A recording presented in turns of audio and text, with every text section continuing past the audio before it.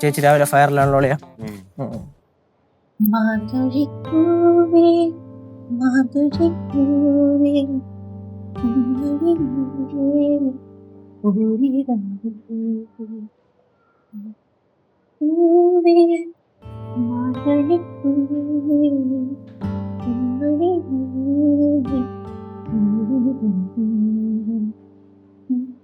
Anti ഇതിനാണത് പച്ചക്കറി മേളേ കൊറേ ഉണ്ടല്ലോ. അളിയാ, ഞാൻ ദുബായിലുണ്ടായിരുന്ന സമയത്ത് വർക്കൗട്ടൊക്കെ ചെയ്തോണ്ടിരുന്ന സമയത്ത് കറക്റ്റ് പച്ചക്കറി വേവിച്ച് കഴിക്കുമായിരുന്നു. ആരോഗ്യത്തിന് നല്ലതാണല്ലോ. അതുപോലെ 1 കപ്പ് ചോറ്, പിന്നെ മീൻ മാക്സിമം കഴിക്കും, പിന്നെ മീറ്റ് ആഴ്ചയിൽ 1 ദിവസം. അതായിരുന്നു എന്റെ റുട്ടീൻ. അങ്ങനാണെങ്കിൽ അളിയന്റെ ഡയറ്റിംഗ് പ്ലാൻ നമ്മൾ പിന്നെയും തുടങ്ങേണ്ടിയിരിക്കുന്നു. ഇപ്പൊ എന്തായാലും നമ്മൾ എക്സസൈസ് ഒക്കെ തുടങ്ങിയിട്ട് 1 ആഴ്ച ആയല്ലേ. കുറ്റം പറയാൻ പറ്റില്ല കേട്ടാ, ഓടുന്നുണ്ടാന്ന് തോന്നലയാ, കാലിനൊക്കെ നല്ല ഉറപ്പും. അതുപോലെ നമ്മൾ അപ്പർ ബോഡി കുറച്ചും കൂടെ കോൺസെൻട്രേറ്റ് ചെയ്യണം. പിന്നെ കറക്റ്റ് മസിൽ തിരിഞ്ഞ് നമ്മൾ വർക്കൗട്ട് ചെയ്യണം. ഇപ്പൊ ചെസ്റ്റിനാണെങ്കിൽ ചെസ്റ്റിന് കറക്റ്റ്, ഷോൾഡറിനാണെങ്കിൽ ഷോൾഡർ, ലെഗ്സിനാണ് ലെഗ്സിന്, പിന്നെ ആപ്സ്. നിന്റെ ബോഡി മൊത്തത്തിൽ ഒന്ന് ചേഞ്ച് ചെയ്തെടുക്കാനുണ്ട്. നല്ലൊരു മേക്ക് ഓവർ നിനക്ക് ആവശ്യമാണ്. അതുപോലെ ലെക്ചസേ, എന്റെ ഒരു പഴയ കഥ അറിയാമോ? 2020 തോന്നുന്നു, ഞാൻ ദുബായിൽ ഉണ്ടായിരുന്ന സമയത്ത് കറക്റ്റ് ആയിട്ട് 1 വർഷം വർക്കൗട്ടിന് പോയായിരുന്നു. അങ്ങനെ ഇരിക്കെ ഒരു ദിവസം ജിമ്മിൽ ഞാൻ പെടച്ച് കിടന്ന് അങ്ങോട്ട് വർക്കൗട്ട് ചെയ്തു. എന്നിട്ട് ഞാൻ കണ്ണാടി നോക്കിക്കഴിഞ്ഞപ്പോ ഉണ്ടല്ലോ, കറക്റ്റ് 6 പാക്ക് ഇങ്ങനെ കറക്റ്റ് വയറിൽ ഇങ്ങനെ തെളിഞ്ഞു നിൽക്കുക മിററില്. ഒറ്റ ദിവസം കൊണ്ടല്ല, 1 വർഷം കൊണ്ട് ട്രെയിൻ ചെയ്തിട്ട്. അപ്പൊ കണ്ണാടി ഇങ്ങനെ നോക്കുക. അപ്പൊ ട്രെയിനർ എന്റെ അടുത്ത് ചോദിച്ചു, നീ എന്തുകൊണ്ട് കോമ്പറ്റീഷൻ ഇറങ്ങുന്നില്ല? ഇറങ്ങിയിരുന്നെങ്കിൽ ഉറപ്പായിട്ട് ഞാൻ കപ്പ് തൂക്കത്തില്ലടാ. ചായ കപ്പും തൂക്കും. എന്റെ പൊന്നു സിദ്ധു, നിനക്ക് ഏത് കാലത്താണ് 6 പാക്കും ഈ പറഞ്ഞ മസിൽസ് ഒക്കെ വന്നേക്കുന്നത്? ഞാൻ ഇന്നേ വരെ കണ്ടിട്ടില്ലല്ലോ. ഞാൻ വിളിക്കുമ്പോഴത്തേക്കും ഒന്നില്ലെങ്കിൽ ലച്ചു ഞാൻ മന്തി കഴിക്കാൻ പോവാ, അല്ലെങ്കിൽ അവിടെ പോവാ, ഇവിടെ പോവാ, ഫുൾ ഫുഡ് അടിയായിരുന്നു. കേശവേ, നീ എത്ര മിനിറ്റ് ഇങ്ങനെ നിക്കോടാ?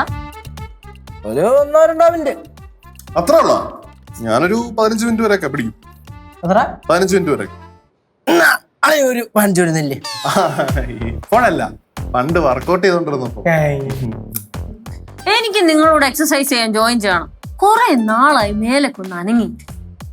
நம்ம கௌரி இருக்கால, ரொம்ப சூப்பர் தான். அவளுக்கு கராட்டே தெரியும், களரி தெரியும், நல்லா ஃபைட் கூட செய்வா. ആരായിരുന്നു അമ്മായിയുടെ ട്രെയിനർ?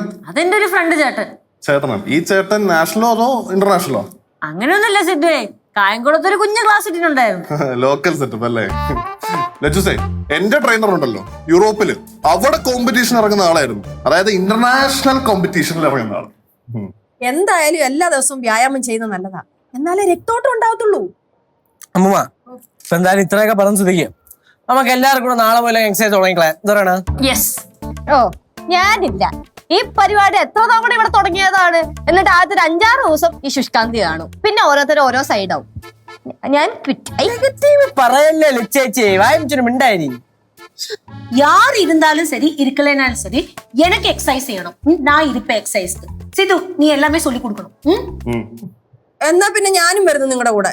എനിക്കും എക്സർസൈസ് ചെയ്യണം. അമ്മമ്മ എവിടെ വരാൻ പോണെന്ന്? എക്സർസൈസും നിങ്ങളുടെ കൂടെ.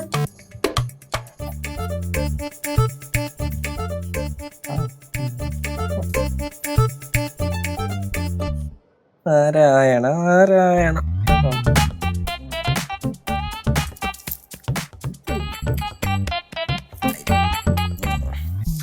ഹലോ, ഞാനേ ഉച്ചക്ക് കറക്റ്റ് ഫുഡായിരുന്നു.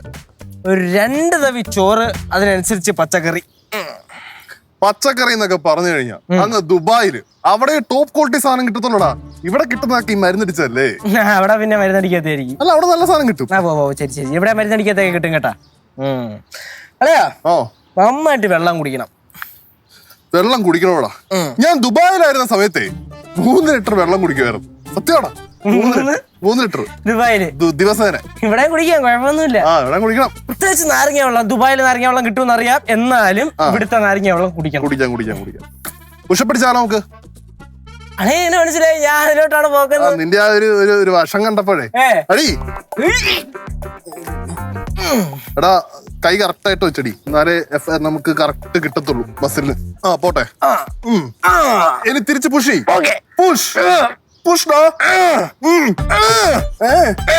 എന്താ push Keshu push push Keshu push push കൊല്ലാൻ നോക്കണോ അളിയാടാ തിരിച്ച് പുഷ് ചെയ്യണം എന്നും പറഞ്ഞോണ്ട് വെച്ചൊക്കെ തേക്കാണ്. പക്ഷേ എടാ ചെയ്യണ്ടേ ഇതൊക്കെ. ലച്ചൂസേ ലച്ചൂസോട് പറഞ്ഞിട്ട് കാര്യമില്ല, അമ്മയോട് കാര്യങ്ങൾ കമ്മ്യൂണിക്കേറ്റ് ചെയ്യാം. അമ്മായി ദുബായിലായിരുന്നപ്പോ ഞാൻ പുഷപ്പ് പഠിക്കുമ്പോ എക്സ്ട്രാ ഒരു 30 കിലോ കൊടുത്ത് പുറകിൽ അങ്ങ് കെട്ടി വെക്കുമായിരുന്നു.